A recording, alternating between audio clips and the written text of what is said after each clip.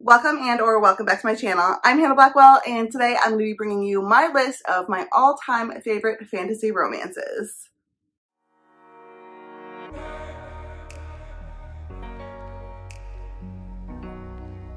I am a fantasy romance girly. Fantasy romance is without a doubt one of my favorite genres in fiction. I absolutely adore fantasy romances of all varieties. When you are looking at fantasy romance, there's like an umbrella of fantasy romance, and then you can look at subgenres. Oftentimes people put paranormal romance or monster romance under the umbrella of fantasy romance, but I'm looking at the strict fantasy romance subgenre of fantasy romance. We're talking about fairies and elves and like old-timey fantasy worlds, myths, and those types of things. I've got a great list here of all of my favorite fantasy romances. I don't have them listed in any particular order. They're just completely random, but I adore all of them. I really love them all, and I'm definitely looking for more fantasy romances to try out. So in the comments down below, please give me a recommendation if you have one. Let me know, what is your favorite fantasy romance book, or what is a fantasy romance that is not on this list that you think I should try out? Before we get into this, if you have not already subscribed, I would love to have you subscribe to my channel. Make sure to click the like button if you like videos like this. All of my social media is linked down below in the description if you want to follow me on Goodreads, Instagram, or Twitter. Now, without further ado, let's just go ahead and get into this video.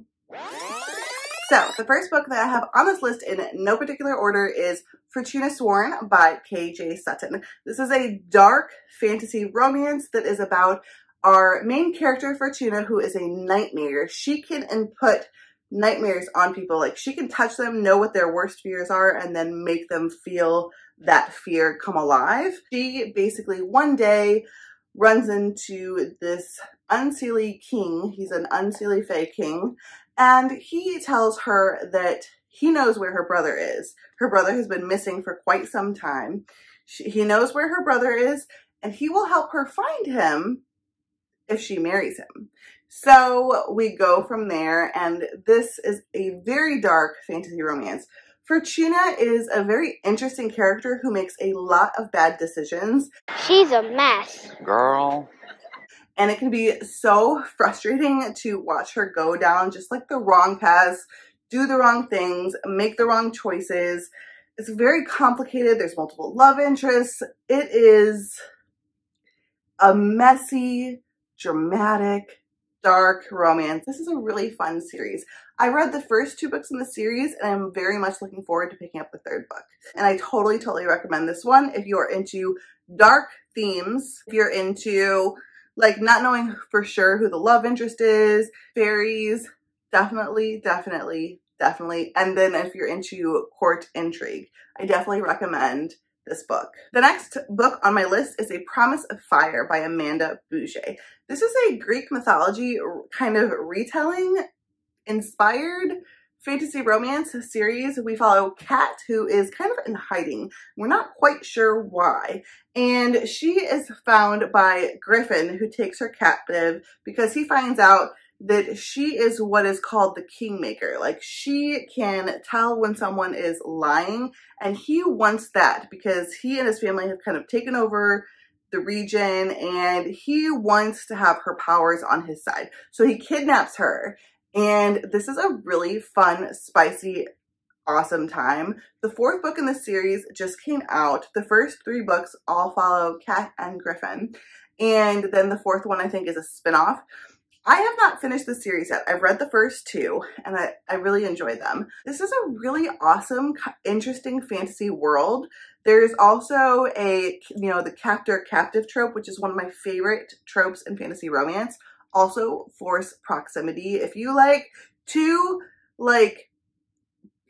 hero and the heroine to kind of hate each other but be stuck on a horse together for a really long time, pick this book up because there's a lot of that.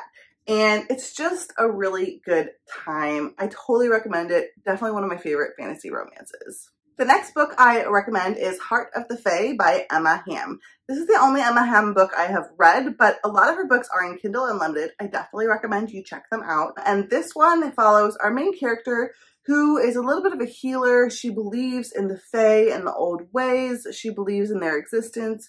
and she still offers like offerings to the Fae. And there is this disease that is running rampant through her town. And so she basically travels to go find the long lost king of the Seelie throne. And she is promised if she does so, then her father will be healed. Things go from there. The romance is obviously between this king and our main character, Sorsha. And it's really good. It's really sweet. I think this series is an extended series where it follows different couples. I think the first 2 books follow Sorsha and Aemon, and then it kind of goes off onto different couples. But this is really sweet. If you want that classic Irish mythology, fae romance that is a little bit of spice, but not much, but mostly just very sweet and filled with fae Irish like folklore, I definitely recommend picking this one up. It's got a lot of really good folklore. It includes all kinds of different fairies. There's brownies, there's like will-o-wisps, there's pixies, there's all sorts, and it's just a really good time. Next on my list, I have Rhapsodic by Laura Thalassa.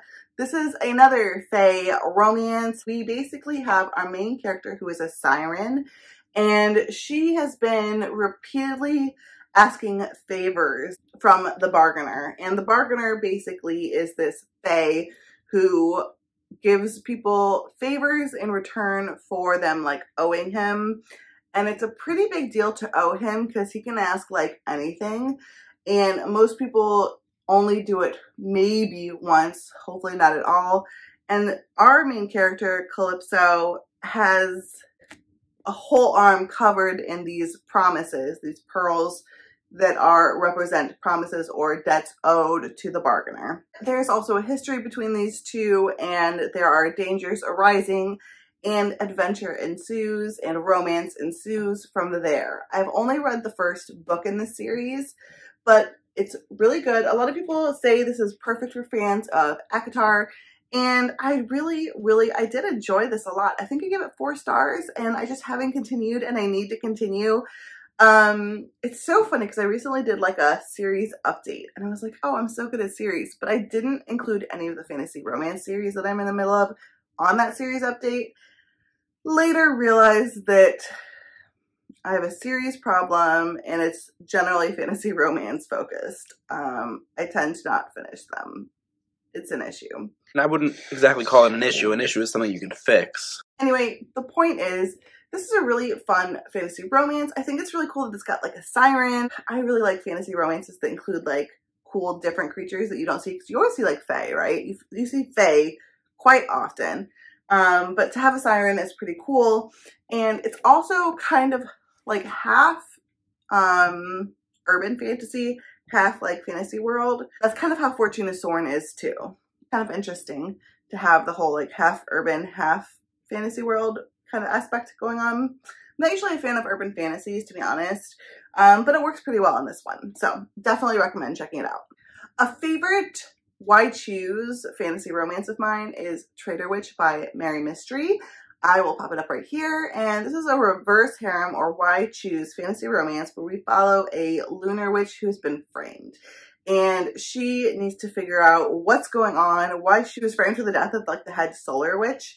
And she needs to find out what happened, why she's being framed, and like who the real culprit is. In this process, she gets tied up with some pirates, and these are all different magical creatures of pirates. There are shifters, there's a vampire, there's a warlock, there is an ice fae, all sorts. And this is a really, really cool series. I did finish this whole trilogy. I actually read it in a month, and that says something for me. I adored it. I loved it. I definitely recommend if you're looking for a fun fantasy romance that is a Why Choose romance filled with adventure, please check out this series. Don't skip it. Check it out. Mary Mystery is severely underrated. She is a really amazing Why Choose author, and this is my favorite series so far that I've read by her. And it's pirates. Come on, we're coming up on spring and summer. This is the time to read about pirates. Let's do this. I adored this series, and it's just filled with adventure and some seriously spicy time. lots of spice. So definitely check it out if you're a fan of spice and adventure. Okay, next up I have Guild by Raven Kennedy. Now, the first book in the series is not super fantasy romance focused. It's more like a prequel where we see our main character, who is basically a prison in this gilded cage. She is covered because she's covered in gold because she's been gold touched by King Midas. It's a King Midas retelling, and she doesn't really realize fully that she's like a prisoner. She's kind of brainwashed at this point to be like in love with King Midas and think that he's like protecting her, but really she's a prisoner. So it's kind of hard to watch. She doesn't seem like a strong main character, but things change throughout the series, and it's really amazing to watch her growth. The love story in this, like the romance, is hot and amazing, and I love the world. It's like a polar fantasy world, so that aspect is really cool and unique as well. And I just really like this series a lot. I have read the first 3 books in this series. I still need to read Glow, and then there's one more, I believe, that's coming out. I think it's going to be a 5-book series, and I've really enjoyed it. I'm pretty sure like my second favorite romance of the year was Gleam. I think it was Gleam, the 3rd book. So Gleam, I'm pretty sure, was my second favorite romance of the year. I really adored it. And yeah, so I definitely recommend this series. If you like polar fantasy in your fantasy romance, if you like an extremely slow burn fantasy romance, this is that as well. And you're really into character growth. I think the character work is done really well in this. I think some people believe that basically it's like too long because she spends so much time really allowing the characters to grow, but I think that's really important. I'm a character driven reader, and I just think it's done really well, and I adore it. So definitely, I could not leave this one out. Another book that made my favorites of the year, and this was in the top 3, I think this took the 3rd spot for my favorite romance of 2022, and that was Daughter of No Worlds by Carissa Broadbent. I'm sure you've heard of this because she has been getting so much buzz lately. Another famous book by her is Serpent and the Wings of Night. I've not read that one yet, but I adored this first book in the fantasy romance trilogy. This is very slow burn. This follows our main character who has been just so burned, so beat up. She's a slave when you first meet her, and she gets her freedom and then basically wants to go off and get to this order where she can hopefully convince them to help her enact revenge on the people or systems that killed her family. And so she gets to this order. It's this magical order where half of the people have one kind of magic, the other people have like another kind, and she needs to get trained because she also has one of those kinds of magic. So she meets Max, and Max reluctantly decides to train her, and a romance develops from there. So it's like a student-teacher almost type of romance, and it's very sweet. It's very cute. It's slow burn. There's some amazing character development. I think this is some of the best character work in a fantasy romance that I've seen, next to like Raven Kennedy and ACOTAR. I just think that this was some amazing work, and I cannot wait to pick up the 2nd book in this series. There's a very good reason that the series is getting so much hype right now. The writing is impeccable, and the character work is just spot on, and I can't wait to pick up the 2nd book. Next, I have From Blood and Ash by Jennifer L. Armentrout. Just finished up my reread of this book, so the 2nd time I've read it. And this book is about Poppy, who is the maiden. She's never to be seen, never to be touched until she ascends. But Poppy has a bit of a rebellious side, and she develops a little bit of a romance with her bodyguard, Hawk.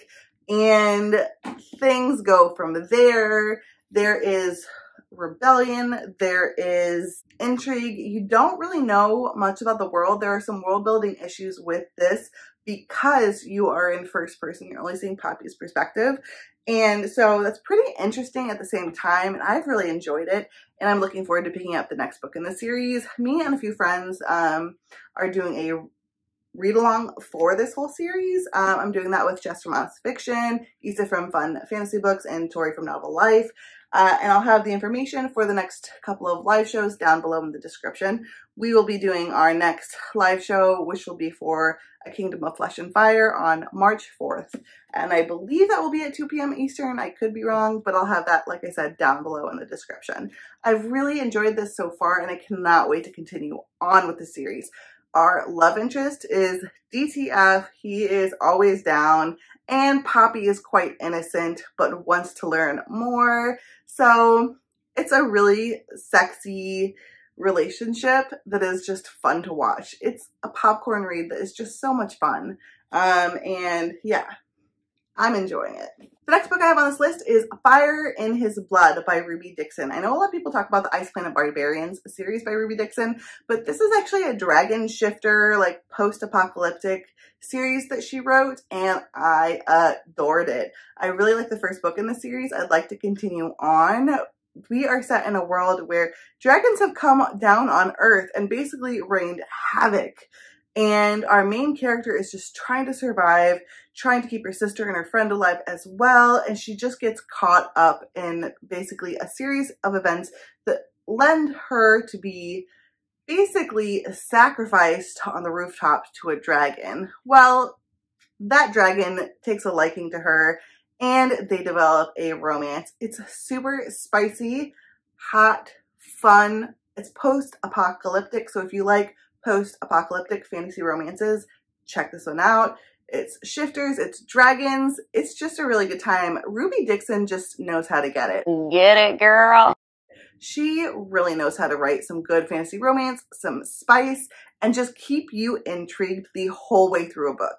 She is just such, I think, an underrated author, and I can't wait to pick up more by her.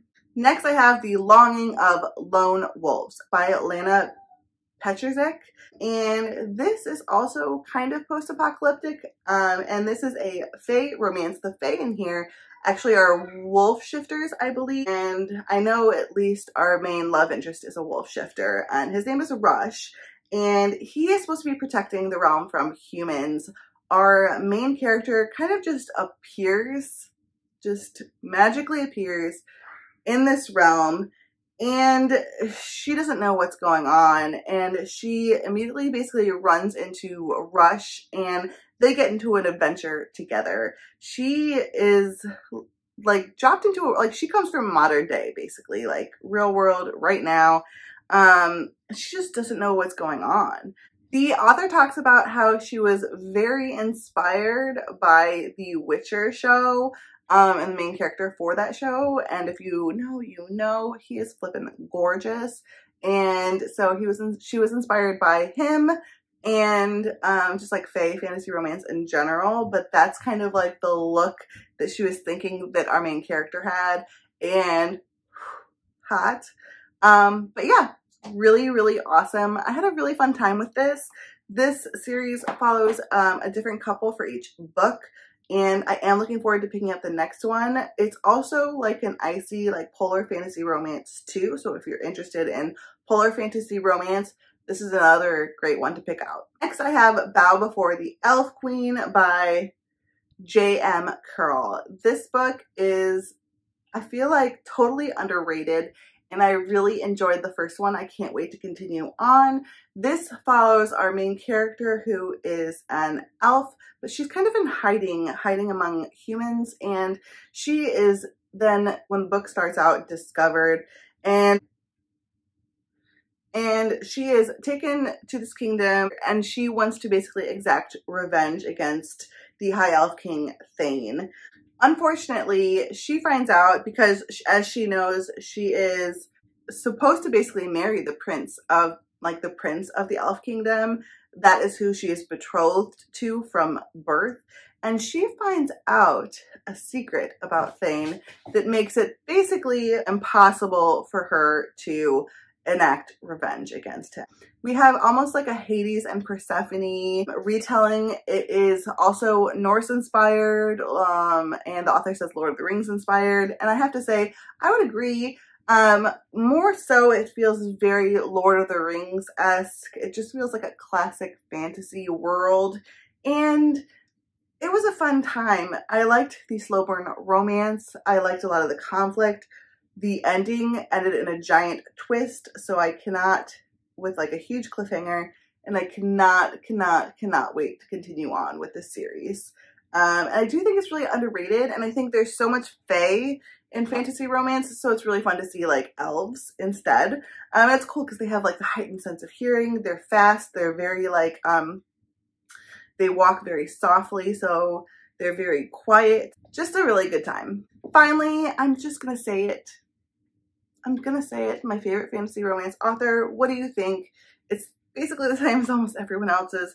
Sarah J. Maas. My favorite series by her is A Court of Thorns and Roses. I adore this whole series. If you have not read this series and you're looking for fantasy romance recommendations, go straight to this one. This is cream of the crop, but I didn't want to start out with this. I just wanted to mention at the end because it's like almost unfair. You know what I'm saying? Like it's unfair. But I have to mention Sarah J. Maas. If you're looking for fantasy romance and you have not yet picked up Sarah J. Maas, just do it. Do it. And I totally recommend this series. It's my favorite series by her. That is it. That is my list of recommendations of fantasy romance. Make sure to comment down below and let me know what fantasy romance you think I should pick up next. And if it's like a sequel to one of these, or if it is a fantasy romance series I haven't yet picked up, I would love to have more recommendations. I'm always looking for more. Let me know too if you want me to do a fantasy romance TBR. I would love to do that as well and share that with you guys. And yeah, if you like this video, click the like button. If you have not already subscribed, please don't forget to click the subscribe button. You can click the notification bell if you want to be notified every time I post new videos. All of my social media is linked down below, including my Goodreads, Instagram, and Twitter. Until next time, fellow readers, keep reading and living your best life.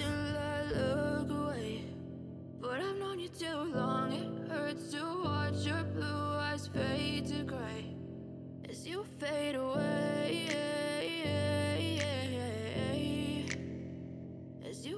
away.